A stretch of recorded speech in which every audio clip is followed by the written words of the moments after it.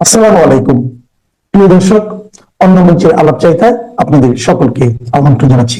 Donald Trump কি ইরানে গিয়ে তার রাজনৈতিক জীবনের বাজিটা ধরেছিলেন, নাকি নিজের কেরিয়ারের সবচেয়ে বড় ভুলটা করে বসলেন? আমেরিকা কি ভেবেছিল এটা ভেনিজুয়েলা হবে, যেখানে সরকার ফেলে দেওয়া ডাল ভাত? কিন্তু সিরিয়াসলি বলুন তো, এটা তো আফগানিস্তান 2.0 হতে যাচ্ছে। আজ আমরা এমন 5টি ভয়ঙ্কর প্রশ্নের উত্তর খুঁজব যা সিএনএন বা বিবিসি আপনাকে বলছে না। কারণ যুদ্ধের ময়দান থেকে যে খবরগুলো আসছে তা শুধু যুদ্ধের হার জিত নয়, বরং আমেরিকার সুপার পাওয়ার স্ট্যাটাস শেষ হওয়ার ইঙ্গিত দিচ্ছে। দেখুন দর্শক, পরিস্থিতি এখন আর কোনো সাধারণ যুদ্ধের পর্যায়ে নেই। গত 5 দিন ধরে মধ্যপ্রাচ্য আক্ষরিক অর্থেই দাউ দাউ করে জ্বলছে। আমেরিকা এবং ইসরায়েল ভেবেছিল তারা তেহরানে বোমা ফেলবে আর ইরানিরা তাদের ফুল দিয়ে বরণ করে নেবে। তাদের প্ল্যান ছিল তেহরানকে লিবারেট বা মুক্ত করা, সেখানে গণতন্ত্র প্রতিষ্ঠা করা। কিন্তু বাস্তবতা কি? যে তেহরানে তারা গণতন্ত্র আনতে গিয়েছিল, আজ সেই তেহরানের স্কুলগুলোতে, হাসপাতালগুলোতে তো কার্পেট বম্বিং হচ্ছে। আমরা খবর পেয়েছি একটি গার্লস স্কুলের উপরে বোমা হামলায় 160 জনেরও বেশি নিষ্পাপ ছাত্রী নিহত হয়েছে। ভাবুন একবার, 160টি পরিবার ধ্বংস হয়ে গেল। এর নাম কি গণতন্ত্র? ইরানের মানুষ এখন আর প্রতিবাদের জন্য রাস্তায় নামছে না, তারা নামছে মাতম করার জন্য, আর একই সাথে প্রতিশোধের স্পৃহা নিয়ে। অন্যদিকে ইরান কিন্তু চুপ করে বসে নেই। তাদের সুপ্রিম লিডার নেই, চেন অফ কমান্ড ভেঙে চুরমার, কিন্তু তারা যেন একটা আহত বাঘের মতো আচরণ করছে। তেল আবিব, হাইফা, জেরুজালেম, ইসরায়েলের এমন কোনো শহর নেই যেখানে সাইরেন বাজছে না। গালফ স্টেটগুলোতেও মিসাইল পড়ছে। সবচেয়ে বড় কথা, রিয়াদ এবং কুয়েতে আমেরিকান মিশনের উপরে হামলা হয়েছে। দূতাবাসগুলো বন্ধ করে দেয়া হয়েছে। আমেরিকা, যাদের ডিফেন্স বাজেট $1 ট্রিলিয়ন, তারা তাদের নাগরিকদের বলছে তোমরা ইমিডিয়েটলি দেশ ছাড়ো। কিন্তু যাবে কোথায়? ফ্লাইট বন্ধ, রাস্তা বন্ধ। আমেরিকা বলছে সরি, আমাদের আর্মি ব্যস্ত, আমরা তোমাদের ইভ্যাকুয়েট করতে পারবো না। এই হলো বিশ্বের 1 নাম্বার সুপার পাওয়ারের অবস্থা। নিজেদের নাগরিকদের নিরাপত্তা দেওয়ার মুরদ যাদের নেই, তারা গেছে অন্য দেশে গণতন্ত্র উদ্ধার করতে। এবার আসা যাক প্রথম এবং সবচেয়ে গুরুত্বপূর্ণ বিশ্লেষণে। আমেরিকা আসলে এই যুদ্ধটা কেন লড়ছে? আপনারা হয়তো ভাবছেন এটা কোনো জটিল জিওপলিটিক্যাল স্ট্র্যাটেজি, কিন্তু বিশ্বাস করুন, আমেরিকার নিজের প্রশাসনের মধ্যেই কেউ জানে না তারা আসলে কি করতে চায়। আসুন ক্রোনোলজি দেখি, তাদের বয়ান কিভাবে পাল্টাচ্ছে। যুদ্ধের প্রথম দিন ট্রাম্প প্রশাসন, রুবিও এবং জেডি ভ্যান্স বললেন আমাদের একমাত্র লক্ষ্য হলো ইরানের নিউক্লিয়ার প্রোগ্রাম ধ্বংস করা। মনে আছে সেই বাংকার বাস্টিং বমগুলোর কথা?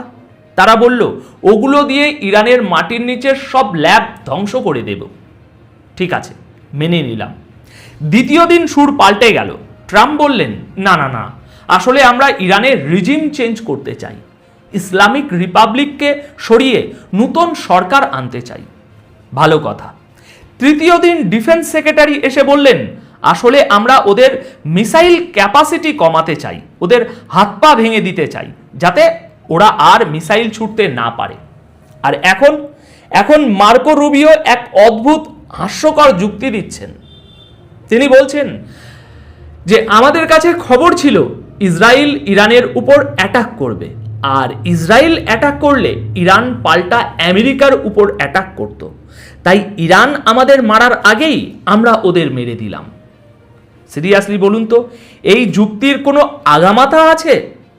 সোজা কথায় তারা স্বীকার করে নিচ্ছে যে ইসরায়েল যা চায় আমেরিকা সেটাই করে।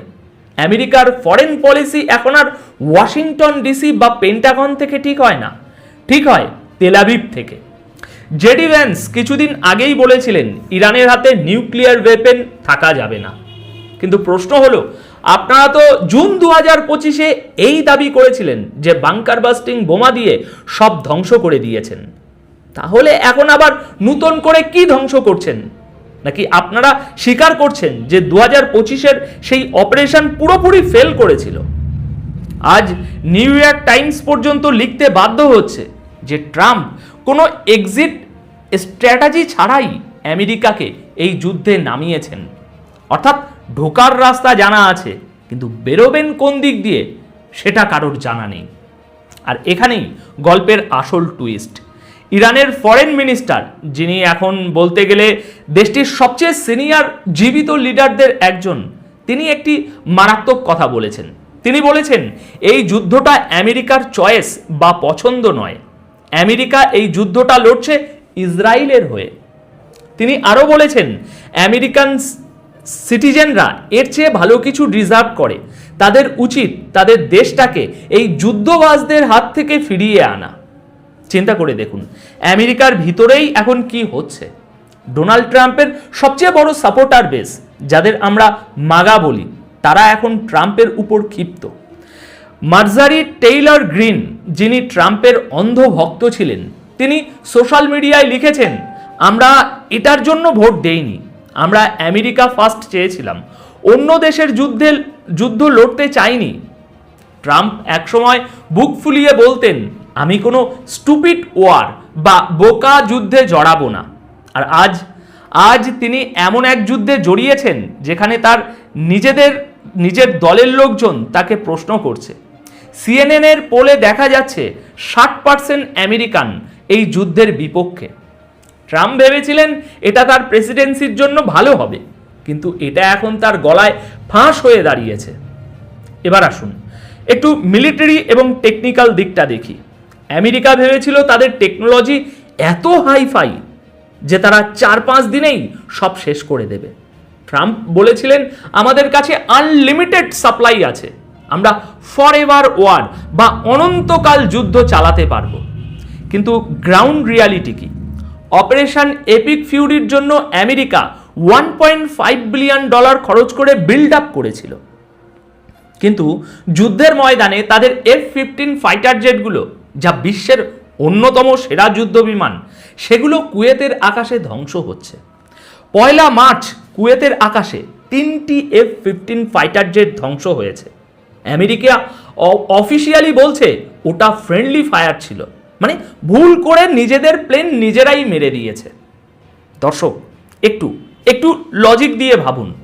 যুদ্ধের ময়দানে কনফিউশন থাকে, মানলাম, একটা প্লেন ভুল করে ধ্বংস হতে পারে, মানলাম, কিন্তু একই দিনে 3-3টে অত্যাধুনিক যুদ্ধ বিমান নিজেদের গুলিতে ধ্বংস হলো, এটা কি বিশ্বাসযোগ্য? নাকি সত্যটা হলো ইরানের S-300 বা তাদের নিজস্ব তৈরি এয়ার ডিফেন্স সিস্টেম আমেরিকার এই দম্ভ চূর্ণ করে দিয়েছে? আমেরিকা সত্যটা লুকাচ্ছে, কারণ এই প্লেনগুলো ধ্বংস হওয়া মানে তাদের টেকনোলজিক্যাল সুপিরিয়রিটি সেটা ধ্বংস। সবচেয়ে ভয়ের ব্যাপার হলো আমেরিকার মিসাইল স্টক ফুরিয়ে আসছে। পেট্রিয়ট মিসাইল, যা দিয়ে তারা ইরানের মিসাইল আটকাবে, সেগুলো তৈরি করা অনেক ব্যয়বহুল এবং সময় সাপেক্ষ। ব্লুমবার্গ রিপোর্ট করছে সংযুক্ত আরব আমিরাত বা ইউএইর ইন্টারসেপ্টর মিসাইল আর মাত্র 1 সপ্তাহ চলবে। কাতারের স্টক শেষ হবে 4 দিনে। আমেরিকা এখন ইউক্রেন ফ্রন্ট থেকে, ইন্দো প্যাসিফিক থেকে মিসাইল ধার করে আনছে।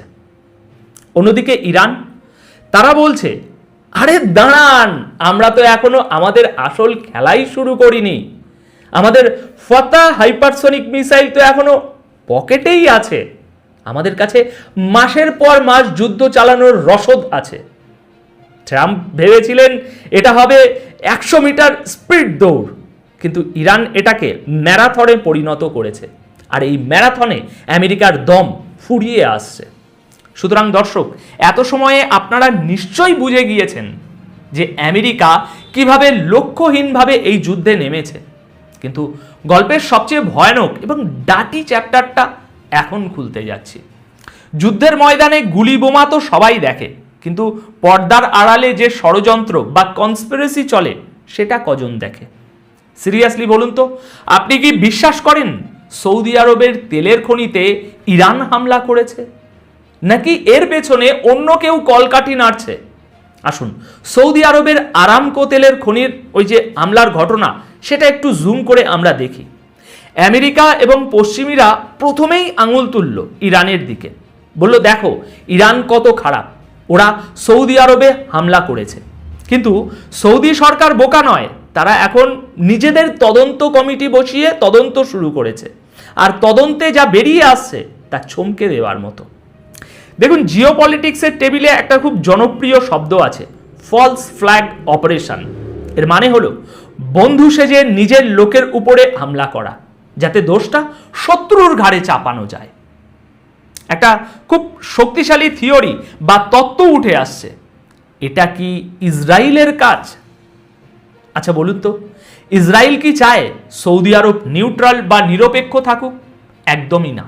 তারা চায় সৌদি আরব পুরোপুরি এই যুদ্ধে নামুক, আর সৌদি আরবকে যুদ্ধে নামানোর একটাই উপায়, তাদের উপরে হামলা করা এবং বলা যে এটা ইরান করেছে। আর এটাই হলো আসল খেলা। সৌদি আরব যদি এই ফাঁদে পা দেয়, তবে পুরো মুসলিম বিশ্ব দুই ভাগে ভাগ হয়ে যাবে। শিয়া বনাম সুন্নি ভাইয়ে ভাইয়ে লড়াই শুরু হবে, আর লাভ হবে কার? অস্ত্র ব্যবসায়ীদের এবং ইসরায়েলের। রিয়াদ যদি তদন্ত করে প্রমাণ পায় যে তাদের সাথে গেম খেলা হয়েছে, তবে এই পুরো জোট তাসের ঘরের মতো ভেঙে পড়বে। আমেরিকা তখন একা হয়ে যাবে। এবার একটু অঙ্কের ক্লাসে যাওয়া যাক। দেখুন, যুদ্ধের ময়দানে আবেগ দিয়ে যুদ্ধ হয় না, যুদ্ধ হয় লজিস্টিক দিয়ে। আমেরিকা দাবি করছে তাদের কাছে আনলিমিটেড বা অফুরন্ত মিসাইল আছে, কিন্তু বাস্তবতা হলো প্যাট্রিয়ট মিসাইল বা আকাশ প্রতিরক্ষা ব্যবস্থার মিসাইলগুলো তৈরি করতে কয়েক মাস, এমনকি বছরও সময় লেগে যায়। এক একটা মিসাইলের দাম $মিলিয়ন। অন্যদিকে ইরান কি করছে? তারা ব্যবহার করছে সস্তা ড্রোন এবং ব্যালিস্টিক মিসাইল। এক একটা ড্রোন বানাতে খরচ হয় হয়তো কয়েক হাজার ডলার। এখন ভাবুন, $20,000 একটা ড্রোনকে মারার জন্য আমেরিকা যদি $2 মিলিয়ন মিসাইল মারে, তাহলে দেউলিয়া কে হবে? ব্লুমবার্গ রিপোর্ট করছে সংযুক্ত আরব আমিরাত বা ইউএইর ইন্টারসেপ্টর মিসাইল আর মাত্র 1 সপ্তাহ চলবে। কাতারের স্টক শেষ হবে 4 দিনে। আমেরিকা এখন ইউক্রেন ফ্রন্ট থেকে, ইন্দো প্যাসিফিক থেকে মিসাইল ধার করে আনছে। এর মানে হলো আমেরিকা বিশ্বের অন্যান্য জায়গায় দুর্বল হয়ে পড়ছে। চীন নিশ্চয়ই বসে বসে এই তামাশা দেখছে এবং হাসছে। ইরান হরমুজ প্রণালী কার্যত ব্লক করে দিয়েছে। বিশ্বের প্রায় 20 থেকে 21 মিলিয়ন ব্যারেল তেল প্রতিদিন এই সরু পথ দিয়ে পার হয়। ইরানের রেভলিউশনারি গার্ড বা আইআরজিসি স্পষ্ট বলে দিয়েছে, এখান দিয়ে যদি কোনো জাহাজ যাওয়ার চেষ্টা করে, আমরা সেটা জ্বালিয়ে দেব। এর ফলাফল, ইউরোপে গ্যাসের দাম অলরেডি 50% বেড়ে গেছে। ক্রুড অয়েল এখন $80 আশপাশে ঘুরছে। কিন্তু বিশেষজ্ঞরা বলছেন এই অবস্থা চলতে থাকলে এটা খুব শীঘ্রই $120, এমনকি $150 গিয়ে ঠেকবে। ভারত বা বাংলাদেশের মতো দেশের জন্য এটা দুঃস্বপ্ন। আমাদের তেলের ইম্পোর্ট করতে হয়, গ্যাসের ইম্পোর্ট করতে হয়, সবই এই মিডল ইস্টের উপর নির্ভরশীল। আমাদের জরুরি মজুদ মাত্র 20-25 দিনের। এরপর পেট্রোল পাম্পে লাইন পড়বে, এক্সপোর্ট খরচ বাড়বে, চাল ডাল সবজি সব দাম আকাশ ছোঁয়া হবে। ডলারের বিপরীতে আমাদের টাকার মান আরও কমে যাবে। অর্থাৎ বোমা পড়ছে তেহরানে, কিন্তু আগুন লাগবে আপনার মানি ব্যাগে। কাতার, যারা বিশ্বের অন্যতম বড় গ্যাস এক্সপোর্টার, তারা তাদের অপারেশন বন্ধ করে দিচ্ছে। সাপ্লাই চেন ভেঙে পড়ছে। আমেরিকা হয়তো নিজের তেল দিয়ে কিছুদিন তাদের চলে যাবে, কিন্তু এশিয়া এবং ইউরোপের কি হবে? আমেরিকা কি আমাদের কথা ভেবেছে? একদমই না। তারা তাদের ইগো বা অহংকারের যুদ্ধে আমাদের বলি দিচ্ছে। দর্শক, যুদ্ধের অর্থনীতি বা পলিটিক্স তো বুঝলাম, কিন্তু এখন সবচেয়ে বড় প্রশ্ন হলো, এই যুদ্ধ শেষ হবে কবে? আদেও কি শেষ হবে, নাকি আমরা আরও একটা অনন্ত যুদ্ধের দিকে এগিয়ে যাচ্ছি? দেখুন, আমেরিকার যুদ্ধের স্ট্র্যাটেজি ছিল খুব পুরনো। তারা ভেবেছিল সাপের মাথা কেটে ফেলবো, সাপ মরে যাবে। মানে ইরানের সুপ্রিম লিডার বা টপ জেনারেলদের মেরে ফেললেই যুদ্ধ শেষ। কিন্তু তারা ভুলে গেছে ইরান এখন আর ওই সাপের মতো নয়। ইরান এখন ওই গ্রিক মাইথোলজির হাইড্রার মতো, একটা মাথা কাটলে 10টা নতুন মাথা গজাচ্ছে। ইরান গত কয়েক বছরে তাদের ডিফেন্স সিস্টেমকে ডিসেন্ট্রালাইজ করেছে। একে বলা হয় মোজাইক ডিফেন্স। এর মানে হলো তেহরানে বসে কেউ অর্ডার না দিলেও বর্ডারে থাকা একজন ছোট কমান্ডারও স্বাধীনভাবে মিসাইল ছুটতে পারে। এখন আমেরিকা কনফিউজড, তারা কাকে মারবে? ইরানের সুপ্রিম লিডার নেই, চেইন অফ কমান্ড নেই, কিন্তু মিসাইল তো থামছে না, উল্টো আরো অ্যাগ্রেসিভ হচ্ছে। ইরানের ফরেন মিনিস্টার বলেছেন, আমাদের মিলিটারি ইউনিটগুলো এখন আউট অফ কমান্ড, আমরা চাইলেও ওদের থামাতে পারবো না।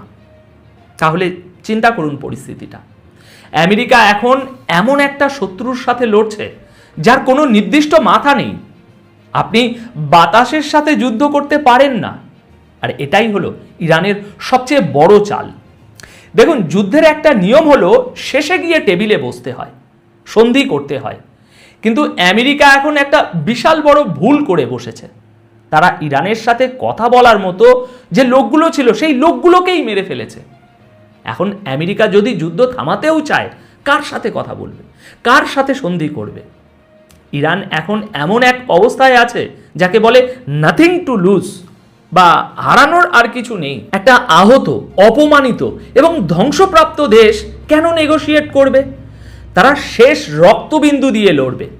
আর ইতিহাস সাক্ষী, যখন কেউ মরিয়া হয়ে লড়ে তখন বিশ্বের সেরা টেকনোলজিও তাদের হার মানাতে পারে না। ভিয়েতনাম, আফগানিস্তান, লিবিয়া সবাই আমেরিকাকে এই শিক্ষা দিয়ে গেছে, কিন্তু আমেরিকা সেই শিক্ষা নেয়নি। একটি সম্পূর্ণ বিধ্বস্ত ইরান, যার স্কুল কলেজ ধ্বংস হয়ে গেছে, যার শিশুরা মারা গেছে, সে কেন চুক্তিতে সই করবে? সে চাইবে আমেরিকা এবং ইসরায়েলও যেন সমান ব্যথা পায়। এটাকে বলা হয় অ্যাসিমেট্রিক ওয়ারফেয়ার। তারা হয়তো সরাসরি যুদ্ধে পারবে না, কিন্তু এই গেরিলা কায়দাতে তারা আমেরিকাকে রক্তাক্ত করে ছাড়বে। তাহলে এখন সবশেষে আমরা কি দেখছি? এক, আমেরিকা জানে না তারা কেন এই যুদ্ধে নেমেছে, লক্ষ্য বারবার পাল্টাচ্ছে। দুই, ট্রাম্প ভেবেছিল এটা হবে মাস্টার স্ট্রোক, কিন্তু এটা হয়ে গেছে আত্মঘাতী গোল। তিন, ইসরায়েল আমেরিকাকে ঢাল হিসাবে ব্যবহার করছে। চার, সৌদি আরব এবং গালফ দেশগুলো এখন বুঝতে পারছে যে তারা ব্যবহৃত হচ্ছে। পাঁচ, চীন চুপচাপ বসে আছে, তারা ইরানের তেল কিনছে কিন্তু যুদ্ধে জড়াচ্ছে না। তারা দেখছে আমেরিকা কিভাবে নিজের শক্তি ক্ষয় করছে। দর্শক, আমেরিকা একটা চক্রব্যূহে ঢুকেছে। ঢোকার রাস্তা খোলা ছিল, কিন্তু বেরোনোর রাস্তা তারা নিজেরাই বন্ধ করে দিয়েছে। ট্রাম্প এখন শাঁখের কড়াতে, যুদ্ধ থামালে ইজ্জত যাবে, আর যুদ্ধ চালিয়ে গেলে অর্থনীতি ডুববে। এখন আমার শেষ প্রশ্ন আপনাদের কাছে, একটু ঠান্ডা মাথায় ভেবে উত্তর দেবেন। আমেরিকা কি সত্যি গণতন্ত্র বা ডেমোক্রেসি উদ্ধারের জন্য এই যুদ্ধে গেছে, নাকি এটা একটা সাজানো নাটক যার চিত্রনাট্য অন্য কেউ লিখেছে? আর এই নাটকের শেষে কি আমরা তৃতীয় বিশ্বযুদ্ধের দিকে এগিয়ে যাচ্ছি, নাকি এটা আমেরিকার সুপার পাওয়ার হিসাবে পতনের শুরু? নিচে কমেন্ট সেকশনে আপনাদের মতামত অবশ্যই জানান। ভিডিওটি ভালো লাগলে একটি লাইক দিন, শেয়ার করে বন্ধুদের সচেতন করুন। দেখা হচ্ছে পরের ভিডিওতে, ততক্ষণ পর্যন্ত চোখ খোলা রাখুন, কারণ খেলা কিন্তু এখনো শেষ হয়নি।